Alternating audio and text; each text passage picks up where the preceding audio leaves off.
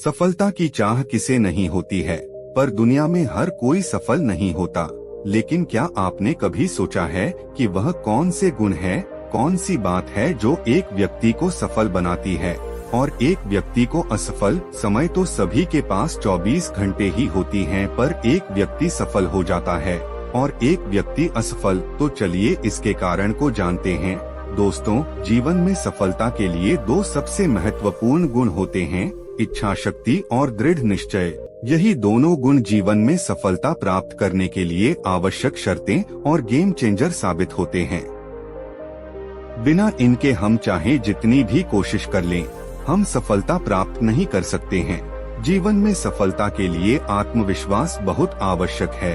यह आत्मविश्वास केवल आपके दृढ़ संकल्प और इच्छा शक्ति से प्राप्त होती है।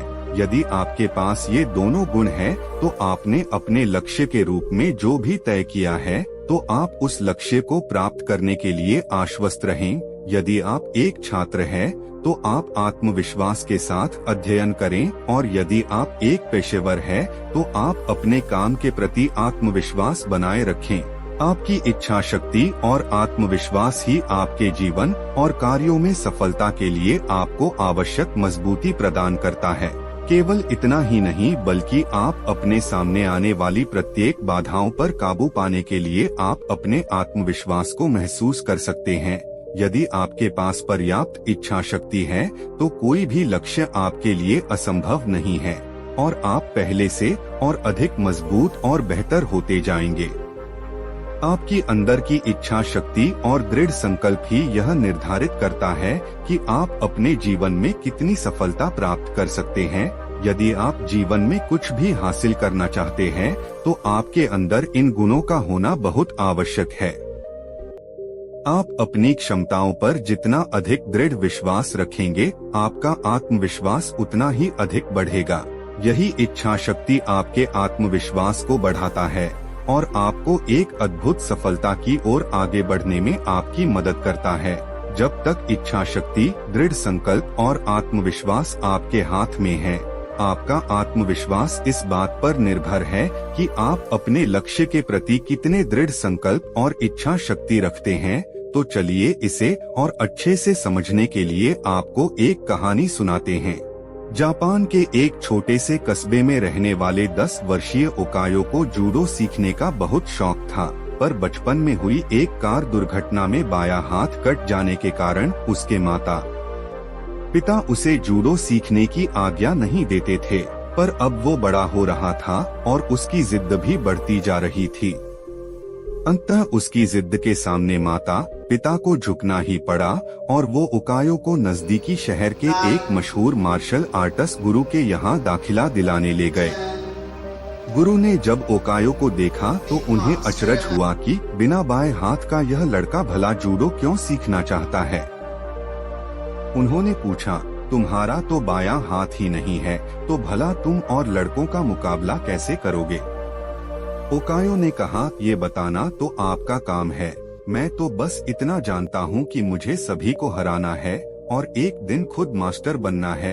गुरु उसकी सीखने की दृढ़ इच्छा शक्ति से काफी प्रभावित हुए और बोले, ठीक है, मैं तुम्हें सिखाऊंगा, लेकिन एक शर्त है, तुम मेरे हर एक निर्देश का पालन करोगे और उसमें दृढ़ विश्वास रखोगे। ओकायो ने सहमति में गुरु के समक्ष अपना सर झुका दिया। गुरु ने एक साथ लगभग 50 छात्रों को जूडो सीखना शुरू किया। ओकायो भी अन्य लड़कों की तरह सीख रहा था, पर कुछ दिनों बाद उसने ध्यान दिया कि गुरुजी अन्य लड़कों को अलग अलग दांवपेच सिखा रहे हैं, लेकिन वह अभी भी उसी एक किक का अभ्यास कर रहा है जो उसने शुरू में सीखी थी। उससे रहा नहीं गया और उसने गुरु से पूछा, गुरुजी, आप अन्य लड़कों को नई नई चीजें सिखा रहे हैं, पर मैं अभी भी बस वही एक किक मारने का अभ्यास कर रहा हूँ। क्या मुझे और चीजें नहीं सीखनी चाहिए? तब गुरुजी बोले, तुम्हें बस इसी एक किक पर महारत हासिल करने की आवश्यकता है, और वो आगे बढ़ गए। ओकायो को विस्मय हुआ, पर उसे अपने गुरु में पूर्ण विश्वास था और वह फिर अभ्यास में जुट गया। समय बीतता गया और देखते देखते 2 साल गुजर गए, पर ओकायो उसी एक किक का अभ्यास कर रहा था एक बार फिर ओकायो को चिंता होने लगी और उसने गुरु से कहा, क्या अभी भी मैं बस यही करता रहूंगा और बाकी सभी नई तकनीकों में पारंगत होते रहेंगे? गुरुजी बोले, तुम्हें मुझ में यकीन है तो अभ्यास जारी रखो। ओकायो ने गुरु की आज्ञा का पालन करते हुए बिना कोई प्रश्न पूछे अगले 6 साल तक उसी एक किक का अभ्यास जारी रखा। सभी को जूडो सीखते 8 साल हो चुके थे कि तभी एक दिन गुरुजी ने सभी शिष्यों को बुलाया और बोले, मुझे आपको जो ज्ञान देना था वो मैं दे चुका हूँ और अब गुरुकुल की परंपरा के अनुसार सबसे अच्छे शिष्य का चुनाव एक प्रतिस्पर्धा के माध्यम से किया जाएगा और इसमें विजयी होने वाले शिष्य को मास्टर की उपाधि से सम्मानित किया जाएगा। अगले दिन प्रतिस्पर्धा आरंभ हुई। गुरुजी ने ओकायो को उसके पहले मैच में हिस्सा लेने के लिए आवाज दी। ओकायो ने लड़ना शुरू किया और उसने अपने पहले 2 मैच बड़ी आसानी से जीत लिए। वह खुद अपनी जीत पर आश्चर्यचकित था। तीसरा मैच थोड़ा कठिन था, लेकिन कुछ संघर्ष के बाद विरोधी का कुछ क्षणों के लिए ध्यान उस पर से हट गया। ओकायो को तो मानो इसी मौके का इंतजार था। उसने अपनी अचूक किक विरोधी के ऊपर जमा दी और मैच अपने नाम कर लिया। अभी भी अपनी सफलता से आश्चर्य में पड़े ओकायो ने फाइनल में अपनी जगह बना ली। इस बार विरोधी कहीं अधिक ताकतवर, अनुभवी और विशाल था। देखकर ऐसा लगता था कि ओकायो उसके सामने 1 मिनट भी टिक नहीं पाएगा। मैच शुरू हुआ। विरोधी ओकायो पर भारी पड़ रहा था। रेफरी ने मैच रोककर विरोधी को विजेता घोषित करने का प्रस्ताव रखा, लेकिन तभी गुरुजी ने उसे रोकते हुए कहा, नहीं, मैच पूरा चलेगा। मैच फिर से शुरू हुआ। विरोधी अति आत्मविश्वास से भरा हुआ था और वह ओकायो को कम आंक रहा था और इसी दंभ में उसने एक भारी गलती कर दी। उसने अपना गार्ड छोड़ दिया। ओकायो ने इसका फायदा उठाते हुए 8 साल तक जिस किक की प्रैक्टिस की थी उसे पूरी ताकत और सटीकता के साथ विरोधी के ऊपर जड़ दी और उसे जमीन पर धराशायी कर दिया। उस किक में इतनी शक्ति थी कि विरोधी वहीं मूर्छित हो गया और ओकायो को विजेता घोषित कर दिया गया। मैच जीतने के बाद ओकायो ने गुरु से पूछा, भला मैंने यह प्रतियोगिता सिर्फ एक किक सीखकर कैसे जीत ली? तुम 2 वजहों से जीते, गुरुजी ने उत्तर दिया।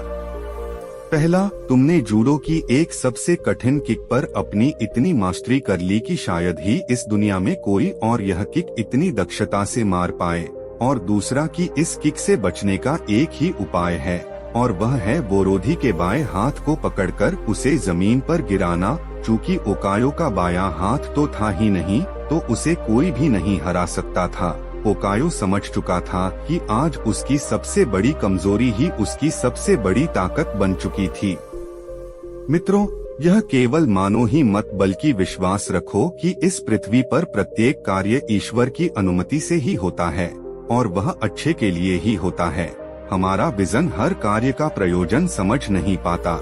जिनमें कुछ कर गुजरने की तमन्ना होती है, वे ही हर कार्य के सकारात्मक पहलू समझ पाते हैं।